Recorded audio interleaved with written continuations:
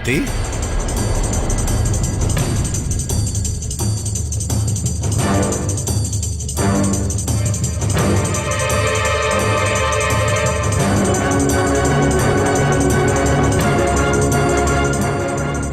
என்ன நேர்ந்தது ரேவதி? நீ சந்திரனோடு செல்லவில்லையா?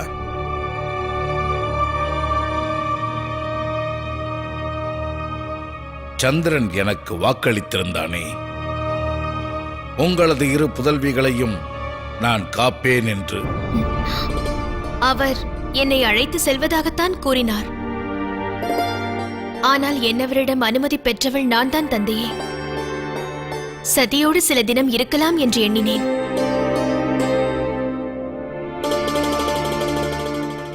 ஆகட்டும், சதியை அறைக்கு அழைத்துச் செல்.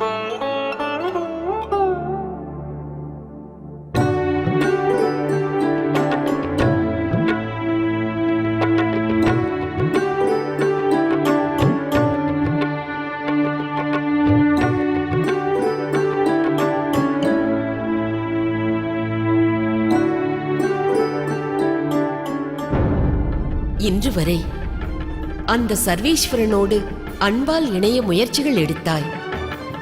இனிமேல் பக்தியை கொண்டு அவரோடு இணையும் யுக்தியை தேடு.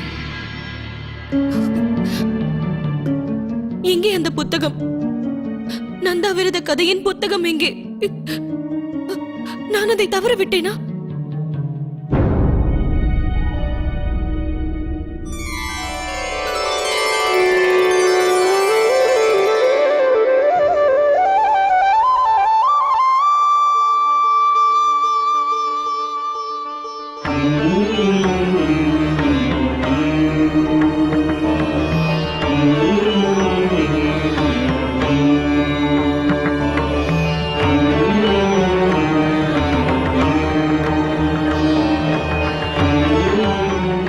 நல்முறையில் நீ இதை நிறைவு செய்ய வேண்டும் சதி.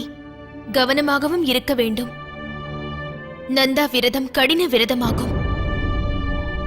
எண்ணம் ஈடேறும் வரை மனம் தளர்ச்சியடையக்கூடாது. இதில் என்ன எழுதியுள்ளதென்று திறந்து பார் சதி.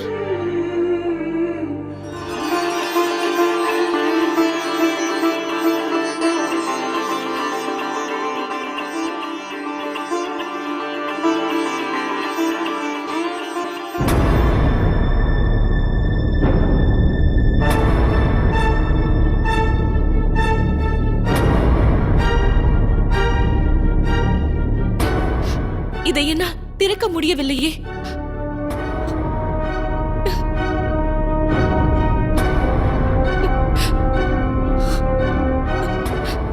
நான் ஒரு துர்பாகியசாலி ஆவேன். இந்த ஜென்மத்தில் நான் ஈசனோடு இணைவது என்பது இயலாத காரியம்.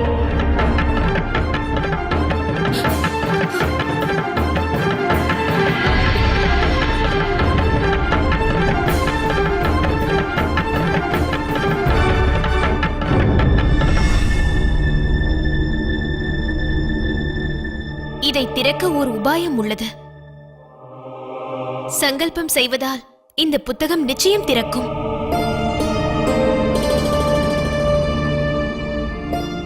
அப்படி என்றால் இப்பொழுதே நான் சங்கல்பம் செய்து கொள்கிறேன். நில் சதி. சுபவிரதம் துவங்கும் பொழுது ஸ்நானம் செய்து பரிசுத்தமாக இருக்க வேண்டும். நாளை விடிந்தவுடன் அதை செய்வாயாக. பொழுது புலர்ந்தவுடன் இப்புத்தகம் திறக்கும். பிறகு இவ்விரதத்தை பற்றிய அனைத்து விவரங்களையும் நீ அறியலாம். நாளைய பொழுது உனக்கு அனுகூலமாக இருக்கும் என்ற நம்பிக்கை எனக்குள்ளது.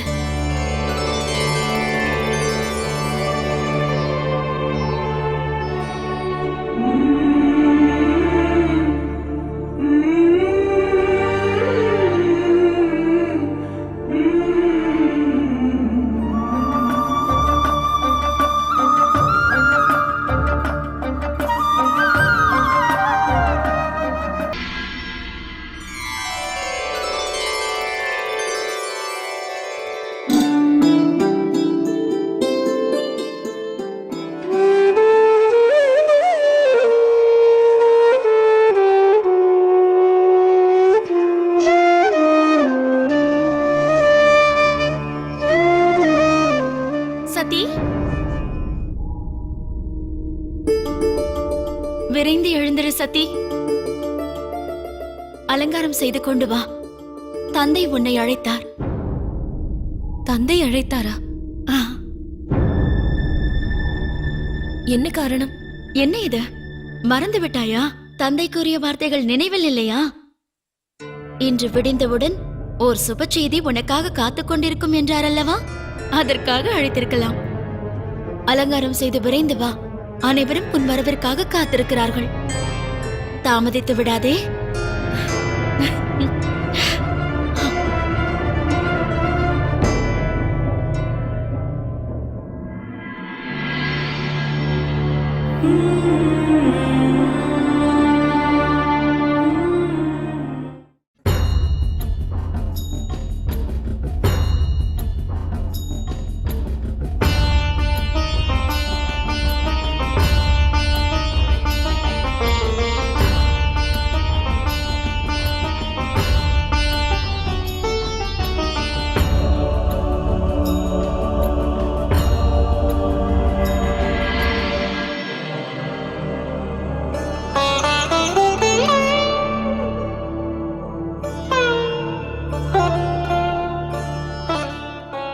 வா மகளே. தந்தை மகளுக்காற்றும் கடமையில் எது மிகச் சிறந்ததென்று கூறு.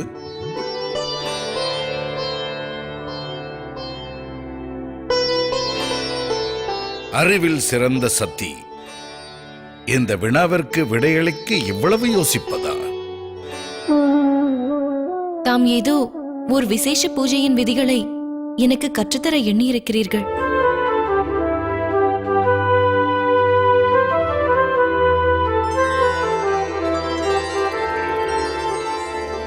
என்னவென்று தாமே கூறுங்கள். அவசியம் கூறுகிறேன் மகளே.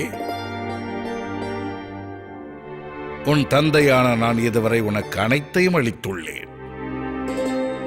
என் புதல்விகளிலேயே உன்னிடத்தில்தான் அதிக அன்பு வைத்தேன். இதுவரை உனக்கு ஏதேனும் குறை வைத்திருக்கிறேனா? இல்லை தந்தையே, தாம் அனைத்தையும் எனக்கு அளித்துள்ளீர்கள். எந்த குறையும் இல்லை. தவறு மகளே, குறை ஒன்று இருக்கிறது.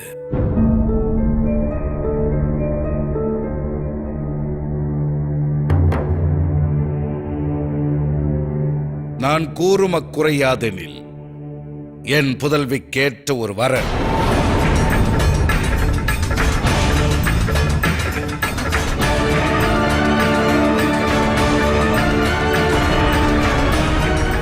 ஆம் சக்தி, வாழ்வில் உனக்கு அனைத்து ஆனந்தங்களையும் அள்ளித்தரும் ஒரு வரனை நான் தரப்போகின்றேன்.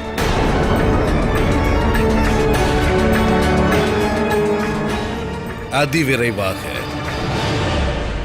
உனக்கு விவாகம் செய்ய எண்ணி இருக்கிறேன்.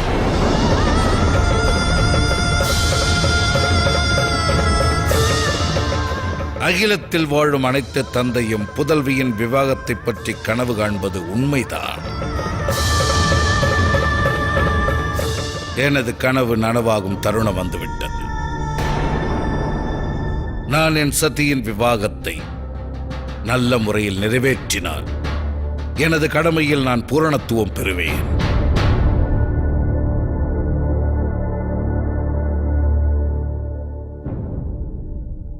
ஏற்பாடுகள் முடிந்தது. என் மகள் சதியை விவாகம் செய்யும் தகுதி யாருக்குள்ளது? நான் தகுதியற்றவள் என்று உரைத்து தாம் என்னை இப்பொழுது அவமதித்து விட்டீர்கள்.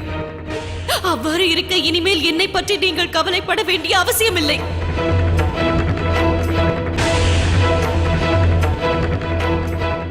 ஆனால் இச்சடங்கை நிறைவேற்றுவதற்கு முன் உன்னிடத்திலிருந்து சம்மதத்தை எதிர்பார்க்கின்றேன். தந்தையாக இருப்பவன் மகளுக்கு நன்மை நடக்க வேண்டும் என்றுதான் எண்ணுவான். இருப்பினும் உன் சம்மதம் இல்லாமல் உன் விவாகத்தை நான் நடத்தப் போவதில்லை. ஒருவருக்கு நான் வாக்களித்து நீ அதை மறுத்துவிட்டால் நான் வாக்கு தவறியவனாகி விடுவேன்.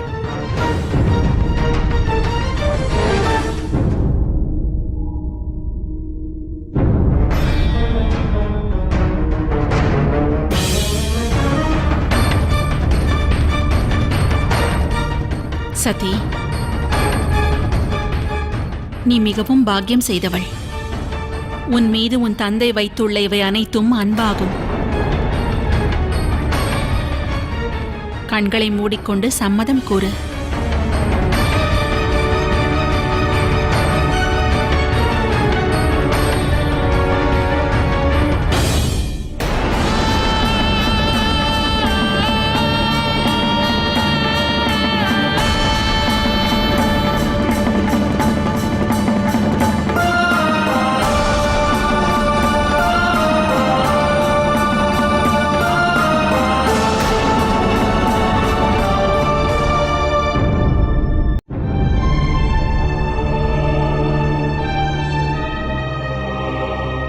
சதி, உன் மௌனத்தை நாங்கள் சம்மதமென்று எடுத்துக்கொள்ளலாமா?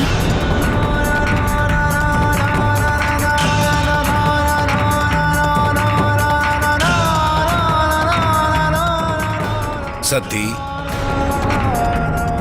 தந்தை எனும் ஸ்தானத்தில் இருக்கும் நான் மகளின் சம்மதத்தை எதிர்நோக்கி இருக்கிறேன்.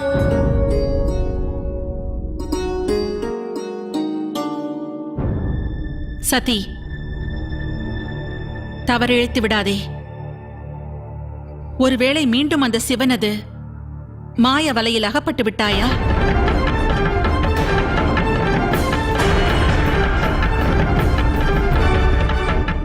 இல்லை புருஷோத்தி,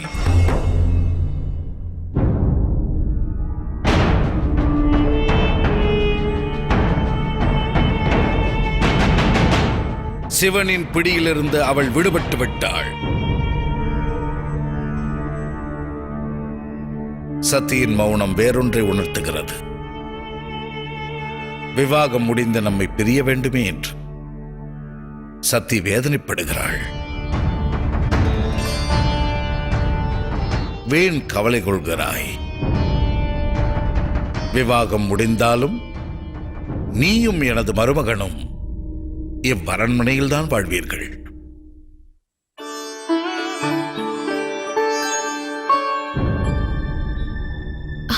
தாயே, தந்தையே,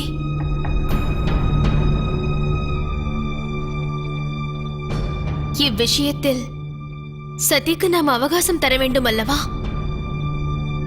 இவளும் இதை பற்றி சற்று யோசிக்க வேண்டும் அல்லவா? தந்தையே, விவாகம் என்கின்ற நிர்ணயம் மகத்துவமான நிர்ணயமாகும்.